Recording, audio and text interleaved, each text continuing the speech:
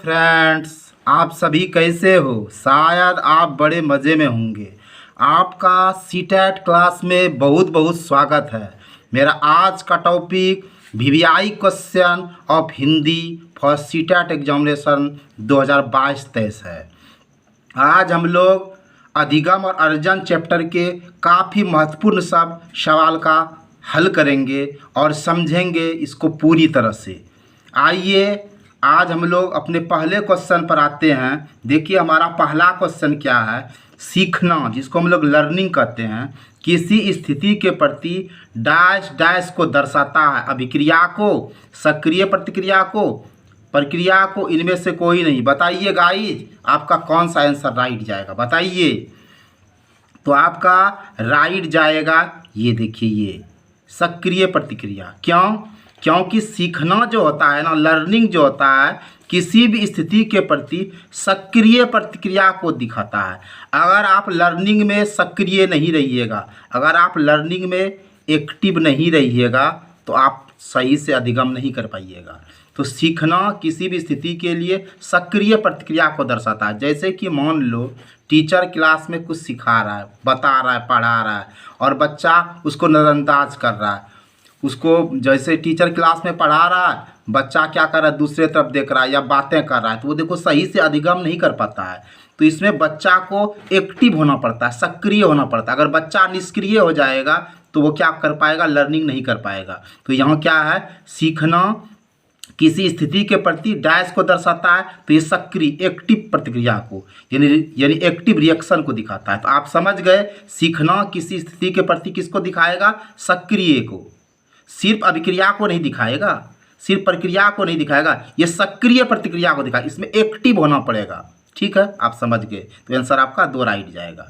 अब आइए आप नेक्स्ट पे बताइएगा कौन सा आंसर राइट होगा। अधिगम के संदर्भ में कौन सा कथन सही नहीं है, बताइए। बताइए गाइज। व्यक्ति के सर्वांगीण विकास में सहायक, ज्ञान के व्यवहारिक प्रयोग में सहायक, विषय वस्तु को रट कर याद करने में सहायक, व्यक्ति के व्यवहार में परिवर्तन लाने में सहायक। बताइए, इसमें क्वेश्चन देखिए क्या कह रहा है कि अधिगम के संदर्भ में कौन सा कथन सही नहीं है। जो सही है वो आपको नहीं बताना, सही नहीं है। तो देखिए, अधिगम जब होता है लर्निंग में व्यक्ति के सर्वांगीण विकास में सहायक होता है, ये तो आपका सही है। ये आपका क्या है, एकदम सही है, एकदम सही है, करेक्ट है, सही है। क्योंकि व्यक्ति के सर्वांगीण विकास में सहायक होता है अधिगम, ये बिल्कुल राइट है। अब देखिए, ज्ञान के व्यवहारिक प्रयोग में सहायक, अधिगम से क्या होता है, ज्ञान का व्यवहारिक प्रयोग में सहायक होता है, ये भी आपका सही है। व्यक्ति के व्यवहार में परिवर्तन लाने में सहायक, अधिगम होता है तो व्यक्ति के व्यवहार में परिवर्तन हो जाता है। एकदम अधिगम का सबसे यूनिक बात है व्यवहार में परिवर्तन। अगर अधिगम होता है तो व्यक्ति के व्यवहार बिहेव में चेंजिंग हो जाता है, ये भी बिल्कुल सही है।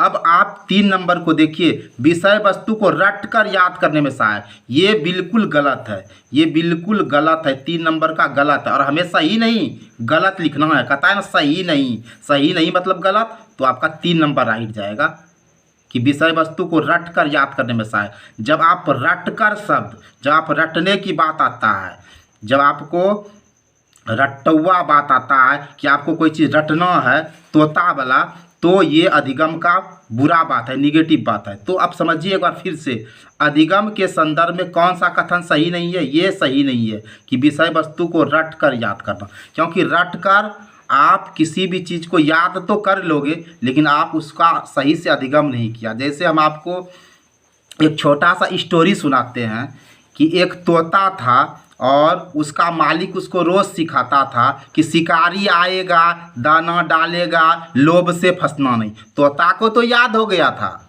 लेकिन उसके मालिक ने सोचा जरा परीक्षा लेते हैं, तोता को छोड़ दिया, जंगल में चला गया और वहाँ बहेलिया जाल डाला था, और जाल के इर्द गिर्द क्या था, दाना भी डाला था, जाल में भी दाना डाला था। तोता उसमें फंस गया और यह बोल भी रहा है शिकारी आएगा, दाना डालेगा, लोभ से फंसना नहीं। तो यहाँ देखो, उसको याद तो तोता को है, लेकिन वो फंस चुका है। उसी तरह गाइज, अगर आप कोई चीज़ रट कर याद तो कर लीजिएगा, आप तोता के तरफ बोल तो दीजिएगा, लेकिन आपके अंदर अंडरस्टैंडिंग का डेवलपमेंट नहीं हो पाएगा। इसीलिए कहा गया है कि अधिगम के संदर्भ में कौन सा कथन सही नहीं है, ये रट कर याद करना। जब आप कोई चीज़ रट कर याद करते हो तो वो क्या होता है, वो सिर्फ आपका मुंह बोलता है, यानी आपका समझ इससे विकसित नहीं हुआ। इसलिए ये निगेटिव पॉइंट है, इसीलिए 3 नंबर राइट होगा। ठीक है, अब हम आगे बढ़ते हैं। बताइए कौन सा आपका राइट होगा गाइज, बताइए बताइए। भाषाई योग्यता के अंतर्गत आता है मौखिक अभिव्यक्ति, सांकेतिक अभिव्यक्ति, लिखित अभिव्यक्ति, ये सभी कौन सा होगा गाइज। देखिए आपने यस जाना है, समझा है, पढ़ा भी है। भाषा क्या होता है, जिसके द्वारा मनुष्य अपने मन के भावों को लिख कर, बोल कर या इशारे के द्वारा दूसरों पर प्रकट करता, वही तो भाषा है गाइज। आपने भाषा के बारे में बचपन में भी पढ़ा है कि भाषा क्या है, जिसके द्वारा मानव मनुष्य अपने मन के विचार को लिख कर, बोल कर या दूसरे पर प्रकट करता है। तो देखिए भाषा को हम व्यक्त 3 तरीके से करते हैं। या तो हम बोल कर, जैसे हमको खाना चाहिए तो हम लिख के दिए कि खाना दो भाई, ये लिख दिए कि खाना चाहिए मुझे। अब हम बोले कि खाना दो, या हम इशारे से ऐसे ऐसे हाथ करके दे रहे हैं इशारा, तो उससे भी समझ जाएगा घर वाला कि खाना मांग रहा है। तो भाषाई योग्यता के अंतर्गत देखिए आपका मौखिक भी आएगा, सांकेतिक मतलब इशारा भी आएगा, लिखित भी आएगा। मौखिक मतलब आप मुंह से जो बोले, इससे भी आप भाषा का एक्सप्रेस करते हैं। सांकेतिक आप इशारा से भी करते हैं और लिखित भी करते हैं। तो आपका राइट ये सभी हो जाएगा, क्योंकि भाषा योग्यता के अंतर्गत मौखिक भी आता है, मुंह से बोलना भी आता है, इशारा भी आता है और लिखित भी आता है, इसलिए ये सभी हो जाएगा। ठीक है, अब आइए आप इस क्वेश्चन का आंसर बताइए कौन सा राइट होगा। चॉम्स्की के अनुसार भाषा सीखने के क्रम में डॉट डॉट खोज भी साथ साथ चलती रहती है। आपने चॉम्स्की का नाम सुना होगा, काफ़ी फेमस है। ठीक है, सीटेट के एग्ज़ाम में या किसी भी टीचर ट्रेनिंग के एग्ज़ाम में आप अगर चॉम्स्की को नहीं जानते हैं तो गाइज आप बहुत बड़ा मिस कर रहे हैं। चॉम्स्की एक जाना माना नाम है। तो कह रहा है क्वेश्चन में, चॉम्स्की के अनुसार भाषा सीखने के क्रम में डैश खोज भी साथ साथ चलती है। चॉम्स्की कहता है कि कोई भाषा को लर्निंग करता है, उसके साथ में क्या चलता है बताइए। वैज्ञानिक, सामाजिक, वाचिक तंत्र की व्यवहारिक, कौन सा राइट होगा गाइज बताइए, फटाफट बताओ। तो आपका आंसर हो जाएगा वैज्ञानिक। क्यों होगा, चॉम्स्की के अनुसार भाषा सीखने क्रम में वैज्ञानिक खोज भी साथ साथ चलता है। अगर कोई बच्चा भाषा लर्निंग करता है तो वो देखो और भी बहुत तरह का एक्टिविटी सीखता है कि नहीं, तो ये वैज्ञानिक खोज भी है। क्योंकि बच्चा या कोई भी मानव तरह तरह का खोज करते रहता है, उसके अंदर तरह तरह का डिस्कवर डेवलपमेंट होता है। इसलिए चॉम्स्की साहब कहते हैं कि भाषा सीखने के क्रम में वैज्ञानिक खोज भी साथ चलता है। इधर बच्चा भाषा भी सीखता है, उसमें और भी तरह का वैज्ञानिक खोज चलता है। इसलिए ये आपका राइट 1 नंबर जाएगा। अब बताइए अगला, देखिए एक क्वेश्चन है, कितना प्यारा क्वेश्चन, कितना मस्त क्वेश्चन है गाइज। जरा बताओ इसका आंसर कौन सा होगा। आत्मसात्कीकरण और समायोजन के माध्यम से बच्चा कई रूपरेखा का निर्माण करता है। ये विचार किसका है, वाइगोत्स्की का है, चॉम्स्की का है, पियाजे का है, पावलोव का है। मैंने पिछले वीडियो में आपको बताया था जीन पियाजे का संज्ञानात्मक सिद्धांत। गाइज आपसे अनुरोध है कि आप मेरे चैनल को सब्सक्राइब करें ताकि मेरा हर वीडियो आप तक पहुंच सके। तो देखिए सबसे पहले हम समझते हैं आत्मसात्कीकरण किसको कहते हैं। देखिए आत्मसात्कीकरण में क्या होता है, पहले के ज्ञान को नए ज्ञान से जोड़ लो। अगर कोई आपका पहले से नॉलेज है उसमें नया नॉलेज को आपने जोड़ दिया तो वो आत्मसात्कीकरण कहलाता है गाइज। और समायोजन क्या है गाइज, कि पहले के ज्ञान में चेंजिंग करके वातावरण के अनुरूप अपने आप को तालमेल बैठा लो, ये समायोजन है। तो आत्मसात्कीकरण समझे ना, कि पहले के ज्ञान को, मान लीजिए कि पहले से आपको कोई ज्ञान है, उसमें नए ज्ञान को आपने जोड़ लिया। ठीक है, जैसे कहने का मतलब है कि जैसे आप अपने घर में बिल्ली को देखते हैं, आपके घर में एक काली बिल्ली रोज आती है और वह म्याऊं म्याऊं करती है, पंजा चलाती है। ठीक है, आप ये पहले से जान रहे हैं गाइज। अब देखिए आप अपने किसी मेहमानी में गए हैं, आप अपने किसी रिलेशन के यहाँ गए हैं और वहाँ क्या हुआ, आपको एक उजली सी बिल्ली मिली, वह भी म्याऊं म्याऊं कर रही है, पंजा चलाती है। तो आप तुरंत कह दीजिएगा कि भाई कलर अलग है तो क्या हुआ, ये है बिल्ली, क्योंकि हमारे घर की काली बिल्ली भी करती है म्याऊं म्याऊं और पंजा चलाती है, और यहाँ भी करती है म्याऊं म्याऊं और पंजा चलाती है। तो गाइस यही आत्मसात्कीकरण है, आप समझ रहे हो ना। अब देखो समायोजन क्या है भाई, समायोजन है कि पहले के ज्ञान में चेंजिंग कर दो और फिर वातावरण से तालमेल बैठाओ। जैसे देखो आपके यहाँ एक कुत्ता है, ठीक है, और वह कुत्ता जो है वह भू भू करता है, ठीक है, और उसका रंग काला है, ठीक है। अब आप अपने पड़ोसी के घर में गए, आपको एक काली बिल्ली मिली और वह म्याऊं म्याऊं करता है, तो आप पहले से जान रहे हो कि ये हमारे घर में काला कुत्ता है और वो भू भू करता है, तो यहाँ काला सा चीज़ है लेकिन ये म्याऊं म्याऊं करता है, तो आपने तुरंत एडजस्ट अपने आप को वातावरण से तालमेल किया कि भाई ये म्याऊं म्याऊं करता है तो ये कुत्ता नहीं बिल्ली होगा। ये आपका समायोजन है गाइस, आपने आत्मसात्कीकरण भी समझा और समायोजन भी समझा। अब देखो सवाल में कह रहा है आत्मसात्कीकरण और समायोजन के माध्यम से बच्चा कई रूपरेखा का निर्माण करता है, ये विचार क्या है। अब देखो एक बात हम और बताते हैं, आत्मसात्कीकरण और समायोजन के बीच का जो बैलेंस होता है गाइस, वह संतुलन या समधारण कहलाता है। और ये सभी बात किसने कहा था ये हमें समझना है। तो यहाँ सवाल में आत्मसात्कीकरण और समायोजन के माध्यम से बच्चा कई तरह के रूपरेखा का निर्माण करता है, वह कई तरह का चीज़ सीखता है। ये विचार किसका है, तो जीन पियाजे का है। आप आंख मूंद कर कहिएगा पियाजे का। जहाँ भी आत्मसात्कीकरण, समायोजन और संतुलन की बात आए तो हम जीन पियाजे को नहीं भूल सकते हैं, और आपका राइट जीन पियाजे जाएगा गाइस। अब हम आगे बढ़ते हैं, देखिए हमारा नेक्स्ट प्रॉब्लम गाइस, बताइए आपका कौन सा राइट जाएगा।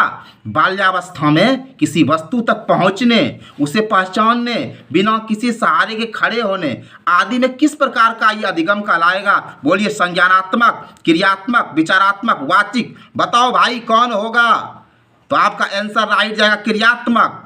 आप कहिएगा क्रियात्मक क्यों हुआ भाई। देखो संज्ञानात्मक में तो हम लोग का मानसिक होता है, हम लोग जो दिमाग से काम करते हैं। विचारात्मक भी दिमाग से है। अब देखो वाचिक भी हमारा दिमाग से कंसर्निंग। अब देखो यहाँ क्या कह रहा है, बाल्यावस्था में किसी वस्तु तक पहुँचने में, उसको किसी वस्तु तक पहुँचते हैं तो क्रिया करते हैं ना, उसको पहचानते हैं, जाकर पहचानते हैं, यहाँ भी क्रिया करते हैं ना, बिना किसी के सहारे से खड़ा होते हैं। देखो क्रिया है ना, काम है ना, इसलिए यह क्रियात्मक हुआ।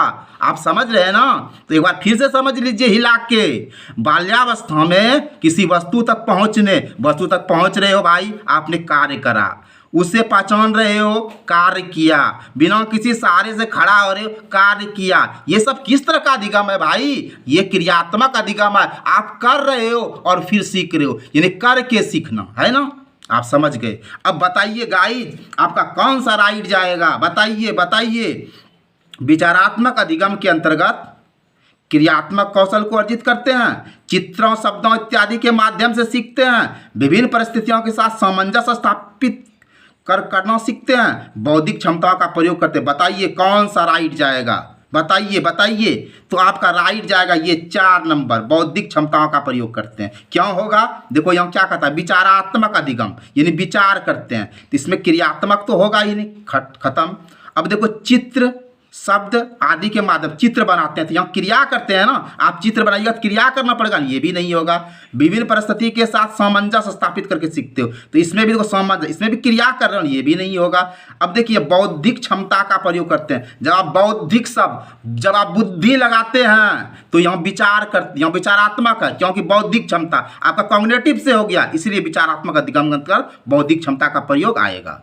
तो क्वेश्चन है विचारात्मक अधिगम के अंतर्गत कौन आएगा, बौद्धिक क्षमता का प्रयोग आएगा, क्योंकि ये तीनों तो आपका क्रियात्मक, क्रिया से, आपका काम से संबंधित। लेकिन विचारात्मक अधिगम के अंतर्गत कौन आएगा, बौद्धिक क्षमता, क्योंकि आप इसमें माइंड लगा रहे हो, आपका कॉग्निटिव वाला हो जाएगा। ठीक है, अब बताइए आपका इसमें कौन सा राइट जाएगा गाइस। संकेतों, चित्रों, शब्दों इत्यादि के माध्यम से अधिगम किया जाता है, इसमें कौन हो जाएगा, क्रियात्मक अधिगम से, शाब्दिक अधिगम से, समस्या समाधान के अधिगम से, उपरोक्त सभी। आप जरा सा ट्रिक लगाओगे, देखो भाई अब जो है ना सीटेट के एग्जाम में रटना छोड़ देना। अगर आप रटोगे ना तो तोता के तरह क्या हो जाओगे, जाल में फंस जाओगे। फदर फदर तो करोगे कि शिकारी आएगा दाना डालेगा और लोभ से फंसना नहीं। तो भाई जरा सा कंसेप्ट क्लियर करके समझ समझ कर अपना समझ को विकसित करो। अब रटना छोड़ो भाई और समझना शुरू करो। तो बताओ जरा सा आप इसमें ट्रिक लगाओ। क्या कर रहा है, संकेतों चित्रों शब्दों इत्यादि के माध्यम से अधिगम किया जाता है। क्रियात्मक अधिगम में, शाब्दिक अधिगम में, समस्या समाधान अधिगम में, उपरोक्त में सभी। आपका आंसर जाएगा 2 नंबर राइट। क्यों? क्योंकि देखो क्या कर रहा है, संकेतों चित्रों, यहाँ देखो शब्दों, एक शब्द ना शब्दों। तो देखो इसमें किसी में शब्द का जिक्र है तो बिल्कुल खत्म। आप ट्रिक से बनाइए। समस्या समाधान कहीं शब्द है नहीं, उपरोक्त में सभी, ये तो गलत हो जाएगा। लेकिन यहाँ देखो शाब्दिक अधिगम में चूंकि शब्द है और शाब्दिक देखो रिलेटेड है ना, इसलिए आप आंख का मुन कैसे मारो, थोड़ा ट्रिक अपनाओ भाया। अब चलो आगे बढ़ते हैं। क्या कह रहा है, पियाजे के अनुसार भाषा अधिगम व अर्जन के संदर्भ में कौन सा कथन सही है? बताओ कौन सा कथन सही है? भाषिक क्षमता जन्मजात होती है, परिवेश के साथ अंतःक्रिया से विकसित होती है, समाज के साथ संपर्क का परिणाम है, बाह्य उद्दीपन का परिणाम। बताओ भाई कौन सा सही होगा? यहाँ देखो पियाजे है। 1 मिनट गाइज।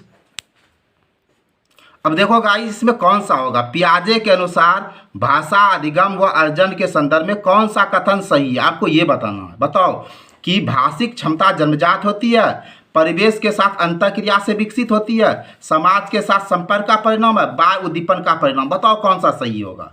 आपका आंसर 2 नंबर राइट जाएगा। परिवेश के साथ अंतःक्रिया से विकसित होती है। जीन पियाजे कहता है कि भाषा अधिगम यानी जो हम भाषा लैंग्वेज लर्निंग करते हैं और उसका जो हम अर्जन करते हैं, उसका जो प्राप्ति करते हैं, इसमें ये कहता है जब तक हम परिवेश के साथ अंतःक्रिया नहीं करेंगे, जब तक हम अपने इन्वायरमेंट के साथ अंतःक्रिया नहीं करेंगे तो न हमारा भाषा अधिगम होगा न अर्जन होगा। तो आपका आंसर 2 नंबर राइट जाएगा। ऐसा जीन पियाजे कहता है। जीन पियाजे का कहना है कि भाषा अधिगम और अर्जन के संदर्भ में ये बात सही है कि कोई भी आदमी भाषा अधिगम व अर्जन अपने इन्वायरमेंट के साथ अंतःक्रिया करके विकसित करता है, इसलिए आपका 2 नंबर राइट जाएगा। ठीक है, अब देखो, अब बताओ इसमें कौन सा राइट जाएगा?